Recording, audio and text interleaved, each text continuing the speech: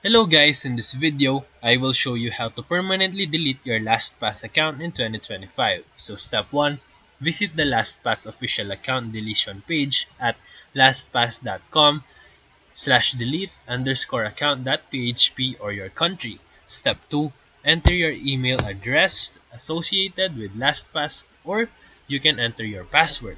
Step 3, choose whether you remember your master password or not. Step 4, if you do, log in and confirm the deletion by entering your master password. Step 5, if you don't remember your password, click Forgot Master Password and follow the recovery process. Step 6, select a reason for deleting your account and click Delete.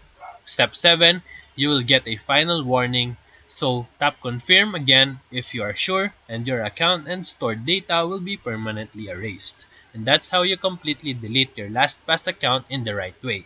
So if this video helped you, feel free to like and subscribe for more quick tutorials, reviews, and comparison videos. Thank you for watching.